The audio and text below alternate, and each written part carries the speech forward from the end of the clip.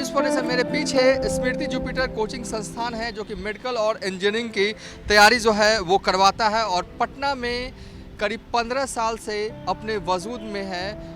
करीब 15 साल से बच्चों को मेडिकल और इंजीनियरिंग की तैयारी करवा रहा है और न जाने कितने छात्रों को डॉक्टर और इंजीनियर इस संस्थान ने बना दिया है। स्मृति जुपिटर और इनके फाउंडर हैं जे रॉय सर। इस वीडियो में बेसिकली हम इस संस्थान के अंदर चलेंगे। आपको तस्वीरें भी दिख रही होगी रिसेप्शन एरिया में किस तरीके से खचाखच भीड़ जो है वो क्वेरी करने वालों के लिए है। इस कोचिंग संस्थान में फाउंडेशन बैच से लेकर टारगेट बैच तक जो है वो होता है और साथ में पढ़ाई का एक मुकम्मल जो इंतज़ाम है, तैयारी का जो मुकम्मल इंतज़ाम है इस संस्थान के द्वारा किया जाता है। मॉर्निंग बैच भी है, इवनिंग बैच भी है और बच्चे जो हैं वो पूरे बिहार भर से क्या बिहार से बाहर भी इस कोचिंग संस्थान में पढ़ने के लिए आ रहे हैं। पूरी बिल्डिंग संस्थान की है, राजेंद्र नगर रोड नंबर 6 में स्थित है ये संस्थान। और उस छोर आप जो देख रहे हैं ना, कंस्ट्रक्शन का काम चल रहा है, वो मेट्रो का काम चल रहा है। मोनियल हाक स्टेडियम के अपोजिट साइड ये संस्थान जो है वो मौजूद है। तो न जाने कितने छात्रों को इसने डॉक्टर और इंजीनियर जो है वो अब तक जो है वो बना दिया है। 15 साल से इसी तरीके से संस्थान जो है वो अपने वजूद में। इस वीडियो में हम क्लासरूम के अंदर चलेंगे, छात्रों से भी बात करेंगे, छात्र किस तरीके से पढ़ाई होती है ये भी पूछेंगे और सर से भी बात करेंगे पूरे ओवरऑल टॉपिक पे कि मेडिकल की तैयारी कैसे की जाए, इंजीनियरिंग की तैयारी कैसे की जाए। तो चलिए अब हम चलते हैं स्मृति जुपिटर संस्थान के अंदर। तो चलिए अब हम क्लासरूम के अंदर चलते हैं जहां पर इस वक्त जो है वो क्लास जो है वो जारी है और बच्चे जो हैं वो पढ़ाई कर रहे हैं। किस चीज़ की क्लास चल रही है? नीट की या जेई की? जेई की। यस। और जो सर दिख रहे हैं उन्हीं का है ये संस्थान है स्मृति जुपिटर। 15 साल पहले करीब स्थापना किया। सर क्या सोच के स्थापना की और इसका नाम जुपिटर क्यों, ग्रह के नाम पे? एक्चुअली जुपिटर के पीछे कोई ऐसी खास वजह तो नहीं रही, लेकिन हम लोग एस्ट्रोलॉजी में उनको देवगुरु कहते हैं और मैथमेटिक्स के वो गुरु माने जाते हैं। तो यही सब सोच करके हम लोगों ने इसका संस्थान का नाम रखा था जुपिटर, स्मृति जुपिटर। स्मृति इसलिए ताकि बच्चे जब यहाँ से जाएं तो कुछ यादें लेकर जाएं, कुछ रिजल्ट देकर जाएं, उनकी याद में ये बसा रहे, इसलिए स्मृति वर्ड जोड़ा गया था। और जुपिटर इसलिए क्योंकि एजुकेशन से रिलेटेड है और ज्योतिष में देवगुरु बृहस्पति माने जाते हैं, गुरु माने जाते हैं, इसलिए जुपिटर रखा गया। जो सोचकर ये संस्थान खोला गया, क्या वो सोच को आगे बढ़ा रहे हैं या सोच कामयाब हो पाया? हाँ, बहुत कामयाब हो पाया और यही वजह है कि इतने दिनों में इस संस्थान ने जो प्रोडक्ट दिए हैं वो एक से एक मतलब प्रोडक्ट है संस्थान का, एक से एक अचीवमेंट रहा है। आप कह सकते हैं कि मेडिकल और आईआईटी संस्थान के लिए बहुत छोटी सी बात है जिस पर हम लोग बहुत दिखाते भी नहीं हैं, क्योंकि बच्चे यहाँ के जो झंडे गाड़े हैं वो ऐसे ऐसे ऑर्गेनाइजेशन में पहुँचे हुए हैं कि उनके सामने अभी जब जो इंट्रेंस टेस्ट है बहुत छोटा दिखता है।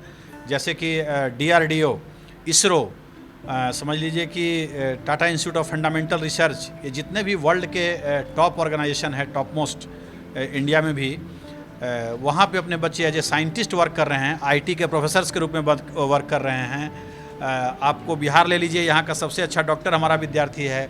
इंडिया लेवल पर जो टॉप लेवल का डॉक्टर है, टॉप 10 में है, वो मेरा स्टूडेंट है। तो संस्था का एक बहुत ही गरिमामय इतिहास रहा है। मतलब इसरो और DRDO में भी यहाँ से पढ़े हुए बच्चे हैं, अभी कार्यरत हैं एज ए साइंटिस्ट। हाँ। वो काम कर रहे हैं। तुमको पता है ये बात? इसरो और DRDO में यहाँ के बच्चे पढ़े हुए हैं। सर ने बताया? यूट्यूब पे देखे हो? अच्छा, लगता है कि तुमने जो सपना देखा है वो पूरा हो पाएगा इस संस्थान में? यस सर, बिल्कुल हो पाएगा। हाँ? बिल्कुल। पढ़ाई ठीक होती है? बहुत ही बढ़िया। होती है? बिल्कुल सर। सर ने कहा है बोलने के लिए? अच्छा, जे रॉय बेसिकली सर जो हैं वो फिजिक्स पढ़ाते हैं। Yes sir, yes sir, physics. अच्छा, हिंदी में पढ़ाते हैं या इंग्लिश में पढ़ाते हैं? दोनों, इंग्लिश दोनों में। अच्छा, तुम्हें क्या बनना है? डॉक्टर। डॉक्टर। लग रहा है कि इस संस्थान में एडमिशन आपने लिया है, बन जाओगे? Yes sir. नीट का रिजल्ट आया कल, पता है चला? हाँ, पता चला है। तो अगले साल एग्जाम देना है? अगले साल तो नहीं, नेक्स्ट ईयर। Next year. अच्छा, ये फाउंडेशन बैच है ना? क्या बनना है? डॉक्टर। डॉक्टर बन पाओगे इस संस्थान में? Yes sir. अच्छा, जो सोच के एडमिशन लिया था यहाँ पे जुपिटर में, सही है, गलत सिलेक्शन रहा या सही रहा? सही रहा। सही रहा। आप बताओ क्या बनना है? Sir doctor. लड़कियों को ज़्यादातर डॉक्टर ही क्यों बनना होता है? इंजीनियर भी बन जाया करो। तुम्हें क्या बनना है भाई? डॉक्टर। डॉक्टर। तुम्हें? डॉक्टर। अच्छा, ये बेसिकली डॉक्टर वाली क्लास है। तुम्हें क्या बनना है? इंजीनियर। इंजीनियर। अच्छा, लग रहा है कि सही जगह पे आए हो। Yes sir. कहाँ के रहने वाले हो? हम नगर डिस्ट्रिक्ट हमारा पटना है, लेकिन रहते हैं फतुआ में। पढ़ाई ठीक होती है यहाँ पे? पढ़ाई ठीक होती है सर। क्लास कब से कब रहता है सारे क्लासेस? क्लासेस लगभग 8 से 12:30 तक होता है। 4 घंटे का पढ़ाई होता है। हाँ, जे रॉय सर के यहाँ से पढ़े हुए बच्चे इसरो और डीआरडीओ में कार्यरत हैं और सर बता रहे थे कि पटना के नामचीन डॉक्टर भी इनके स्टूडेंट हैं। सर, आपको तो कभी अगर डॉक्टर की ज़रूरत पड़ती होगी तो फीस तो लगता नहीं होगा? देखिए, फी तो ज़रूर जाते हैं तो दे देते हैं, लेकिन हाँ, कहीं भी जाते हैं तो इतने सारे बच्चे हैं कि वो पैर ही छूने में व्यस्त रहते हैं, आशीर्वाद लेने में। लेकिन कहीं भी जाते हैं तो फी तो देना ज़रूर समझते हैं कि उचित है। हालांकि लेता नहीं है, अलग बात है, लेकिन प्रयास यही रहता है कि दिया जाए। आप बेसिकली फिजिक्स पढ़ाते हैं, बाकी केमिस्ट्री के लिए चाहे बायो के लिए क्या arrangement है आपके पास? हाँ, बहुत सारे शिक्षक हैं, काफ़ी अनुभवी लोग हैं जो अपने अपने फील्ड में काफ़ी माहिर हैं और वो लोग इन लोगों को ट्रेंड करते हैं।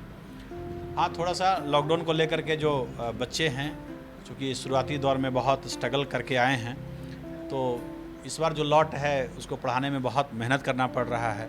लेकिन उसमें बच्चों का कोई दोष नहीं है। कुछ समय ऐसा रहा, व्यवस्था ऐसी रही कि अप टू द मार्क जो उनका एजुकेशन होना चाहिए था वो नहीं हो पाया। तो सारा कुछ लेकर चलना पड़ता है हम लोगों को, तो थोड़ी तो ज़्यादा मेहनत करना पड़ रहा है। करना पड़ता है। एक समस्या मैंने देखा है कि पटना में खासकर स्टूडेंट्स जो हैं वो बिहार के अन्य जगहों से आते हैं, मतलब कि जिलों से आते हैं। उन्हें लैंग्वेज प्रॉब्लम बहुत होता है, आपने भी बहुत फेस किया होगा। तो उसको कैसे टैकल डाउन करते हैं? क्योंकि बच्चे आप पढ़ा रहे हो, बच्चे समझ ही नहीं पा रहे, 50% ही जा रहा है अंदर। बिल्कुल, लैंग्वेज प्रॉब्लम एक इशू बनता है, लेकिन क्या है कि साइंस में लैंग्वेज प्रॉब्लम कुछ ऐसे मायने नहीं रखता है। हर चैप्टर में कुछ सर्टेन वर्ड आते हैं। एक चैप्टर में मान लीजिए कि 5-7 वर्ड ही हैं जो बार बार रिपीट होते हैं। तो एक बार यदि बच्चा को बता दिया जाए तो उसके बाद वो पकड़ लेता है। हाँ, हार्डली 15 से 20 दिन उसको थोड़ी थोड़ी समस्याएं आती है। जैसे फ़र्क यही होता है ना कि भाई वो वेग पहले बोलता है तो हम लोग उसको वेलोसिटी बोल देते हैं, वो त्वरण बोलता है तो हम लोग उसको एक्सेलरेशन बोलने बोलते हैं, विस्थापन को डिस्प्लेसमेंट बोलने बोलते हैं। तो इस तरह की बातें होती हैं। हो जाता है। तो हाँ, 3-4 महीना नहीं, 15 से 20 दिन में वो बिल्कुल सही हो जाता है। और एक और होता है कि पटना से बाहर के बच्चे, आप लोग भी कहीं होंगे, पटना से बाहर के बच्चे, झिझक रहती है मन में, पटना जाना, एडमिशन करवाना, फर्स्ट क्लास सेकंड क्लास, नए सर, नया माहौल, नई जगह। इस झिझक को सर आप भी समझते हैं, किस तरीके से कैसे टैकल करते हैं इसको? एक्चुअली हम लोग बच्चों के बीच बिल्कुल इनके फ्रेंड जैसे बिहेव करते हैं और बाकी सब कुछ भूल करके जैसे ये जिस माहौल को पसंद करते हैं उस माहौल में हम लोग खुद को रंगते हैं। इनको ऐसा एहसास दिलाना पड़ता है कि हम लोग कोई अलग नहीं हैं और तुम्हारे एज ग्रुप से हट के नहीं है, बल्कि बच्चा बनना पड़ता है। तब जा करके धीरे धीरे वो हम लोग के साथ खुलता है, उसकी दोस्ती हो जाती है और उसके बाद वो अपनी बातों को रख पाता है। बच्चों को पढ़ाना है तो बच्चा बनना पड़ेगा। बनना पड़ेगा, बिल्कुल। ऐसा है क्या सर, दोस्त की तरह हैं यहाँ पे? डांटते भी हैं? झूठ बोल रहे हो तुम लोग? नहीं, झूठ बोल रहे हो। अच्छा, कभी ऐसा हुआ है कि सर को पढ़ा रहे हो सर, तुम लोगों को समझ में नहीं आ रहा हो, फिर सर फिर समझा रहे हो, फिर भी समझ में ना आ रहा हो, ऐसा कभी कुछ कोई ऐसा टॉपिक? No sir. समझ में आ ही जाता है। Yes sir. अच्छा, इस संस्थान के बारे में कैसे पता चला? बहुत लोग होते हैं ना कि भैया से पूछा, बगल वाले से पूछा, अगल वाले से पूछा, पेपर में के जरिए। तुम लोगों को कैसे बेसिकली इस संस्थान के बारे में पता चला? मैं तुमसे स्टार्ट करूँ। यहाँ का बहुत नाम सुना था, यहाँ से बहुत सारे बच्चे अपने अपने करियर में निकले आगे। हाँ, तुमने कैसे सिलेक्शन किया? पापा ने सुना था। पापा ने सुना था।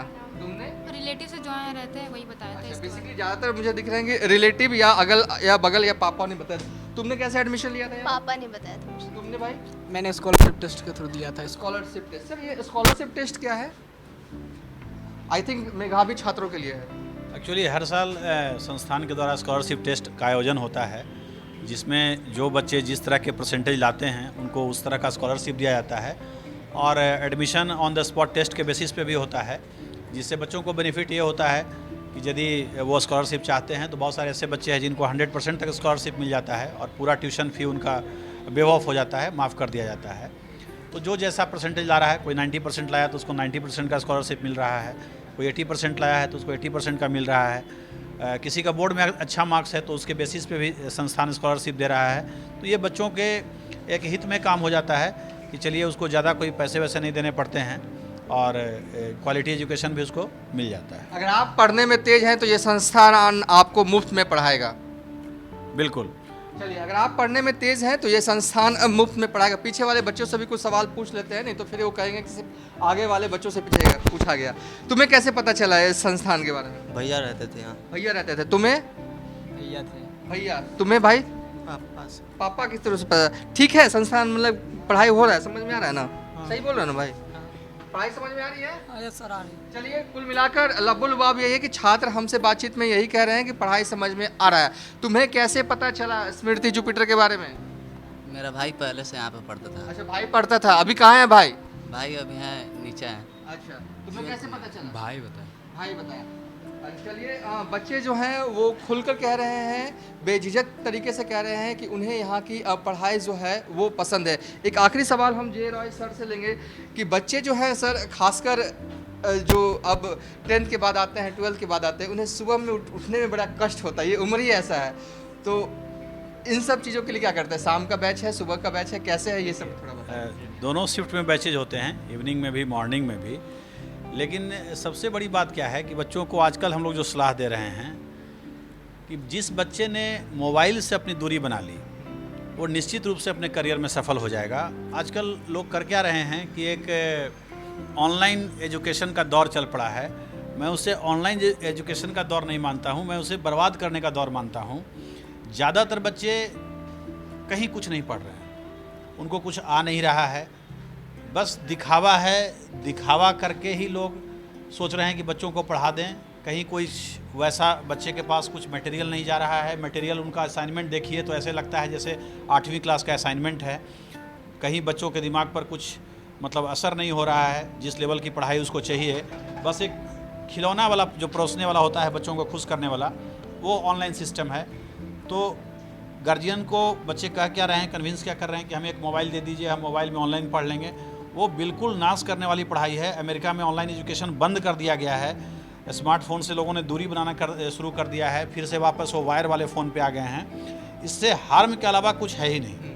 इसलिए मोबाइल वाली जो एजुकेशन है उसे मैं बिल्कुल पसंद नहीं करता। इसमें छात्रों की मनमर्जियाँ जो हैं वो बढ़ जाती है। मन किया तो अटेंड किया, मन किया तो टीचर को पता ही नहीं कि आया कि वो नहीं कुछ पढ़ता ही नहीं है, वो पढ़ने बैठता है और कुछ और स्क्रॉल करने लगा। और प्लस उसमें बकवास ज़्यादा है। शिक्षक भी जो पढ़ा रहे हैं, पढ़ाने के अलावा उनमें कंटेंट बहुत कम है, ना के बराबर है, और वो ड्रामा ज़्यादा कर रहे हैं। आजकल तो ग्लैमर लोग दिखा रहे हैं। मतलब जैसे हम लोग IPL में ग्लैमर का दौर चल पड़ा है, वैसे ही एजुकेशन में भी अब ग्लैमर आ गया है और ग्लैमरस लोग दिखा रहे हैं। तो ये सब भविष्य में एजुकेशन को होने वाले नुकसान की ओर इशारा कर रहा है। एक और चीज़ मुझे लगती है कि देखिए, बच्चे कई होते हैं कि मेहनत करने से पीछे नहीं हटते। वो 6 घंटा पढ़ते हैं, 8 घंटा पढ़ते हैं, लेकिन उनकी मेहनत का सही निशाने पर लगना भी बहुत ज़रूरी होता है। और इसमें कहीं ना कहीं संस्थान की भूमिका आती है। पटना में कई संस्थान हैं जो तैयारी करवाते होंगे, तो आप उसकी मेहनत को सही निशाने पर लगे, सही टारगेट पर लगे, इसके लिए क्या करते हैं? आपने बहुत बढ़िया प्रश्न किया है। इंडिया में, बिहार में बहुत सारे ऑर्गेनाइजेशन हैं जो तैयारी करवाते हैं। नीट का एग्ज़ाम हो रहा था, उसके ठीक 15 दिन पहले आप देख सकते हैं कि यूट्यूब में हमने पे फिजिक्स का मात्र 3 लेक्चर लोड किया है, 1-1 घंटे का लगभग। और हमने उसमें लिखा था कि लड़ेगा पक्का, मतलब ये क्वेश्चन श्योर नीट में आएंगे। और वो आप देख सकते हैं कि सारे क्वेश्चंस उन तीनों वीडियो से आए हुए हैं, जितने भी नीट के सारे क्वेश्चन हैं, A to Z, ना कि 2, 4, 5। जबकि इंडिया में संस्थान कितने सारे हैं, एक एक संस्थान के पास 2-2 हज़ार शिक्षक हैं।